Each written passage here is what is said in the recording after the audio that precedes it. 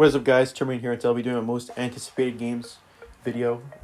So the games that I'm looking forward to the most, and in this list, there's gonna be three games. So I'm gonna start with the first game, which is Project 007.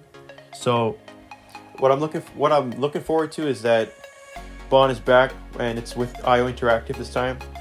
So you can expect heavy focus on stealth-based gameplay and elaborate missions, much like the Hitman games. So like creative gadgets, stealth kills, and tense moments of espionage. So another thing that's nice is that the game is set to feature an original, never seen before story that will explore the origins of Bond. Now, what I'm not looking forward to is that I hope it's not gonna be like the Casino Royale movie, where it's like, um, where they copy from that and it's not really like original that much, and it's too much like Casino Royale, and it's not really like like an original story really. And so yeah, you'll be learning like from when he gets the double status and becoming the Suave. He's gonna be the skilled agent that we know today. So yeah, it's gonna be a very cinematic narrative filled with plot twist, espionage, and a world full of intrigue. So what's not nice is, like I said, it's gonna be like an origin story. So it's gonna be like Casino Royale. So it's not gonna be original story really. So that can be a bad thing. And however, there's a lot of writing on whether this game is going to be balanced with traditional Bond action with stealth.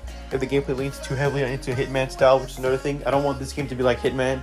I want this game to be like James Bond, and not really like a Hitman game. So, like Hitman style stealth without enough of the classic Bond action, car chases, shootouts, and gadgets. Some fans might feel a bit let down. So yeah. Another thing is that the 007 franchise has been mixed track record in gaming. Some Bond titles were amazing, others not so much. With a franchise as iconic, the pressure is on to deliver something that feels fresh while staying true to what makes James Bond so legendary.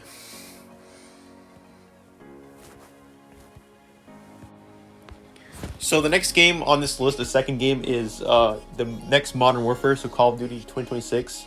So what's nice for me is that it's the intense multiplayer. The Modern Warfare series has always been known for its fast-paced, addictive multiplayer modes.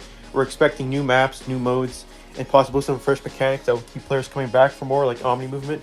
If you're a Warzone fan, you're going to want to see how it evolves, and I want to see how it evolves as well. So another nice thing is, on top of that, the single-player campaign, I think, is going to be really good. It's going to be better than Modern Warfare 3, because Modern Warfare 3 was not a good campaign. And also, Black Ops 6 campaign to me was not that great either. Like I haven't played it, but I've seen the campaign, and the missions aren't that great. The last good campaign for me was Modern Warfare 2, COD 2022, and Vanguard wasn't that great either. So yeah, Modern Warfare 2019 had one of the most intense campaigns in the franchise, and its new installment promises even more heart-racing action and emotional stakes. Expect to be on the edge of your seat with high-level military operations and intense firefights. However, the annual release cycle could start to feel more repetitive, which is another thing. But you kind of have to get used to that with the repetitiveness of Call of Duty games. Call of Duty has a lot to live up to after Modern Warfare 2019 and Warzone. Um, if, so yeah, if the game doesn't introduce enough innovation or meaningful changes, it risks feeling more like the same. Something we've seen from the franchise in recent years. And also another bad thing is, don't forget that microtransactions and pay-to-win concerns that often accompany Call of Duty. There's a real risk that multiplayer could feel like it's been monetized to death, and that could turn a lot of hardcore players who want pure balance experience. Also, the bundles in the games aren't that great either. The newer packs are just they're too expensive, and they're like just not worth it. And it's made by AI apparently, so it's also not that great. And the final game on this list is Injustice 3. So this game might not completely happen, but it's not 100% confirmed, but I think it's still a rumor, like that it's a heavy rumor that it's going to happen.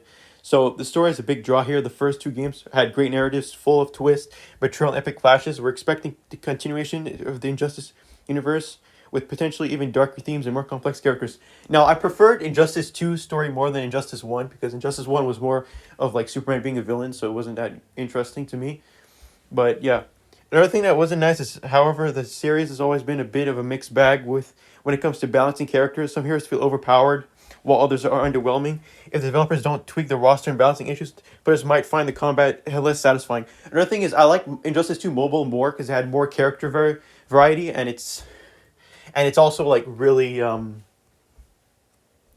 there's more characters, which is really good. Another not nice thing is another potential issue is the loot box mechanics. Injustice 2 had some controversies surrounding how unlockables were handled. If the sequel leans too heavily on microtransactions or RNG based reward, it could upset the player base more who wants some more uh skill based experience.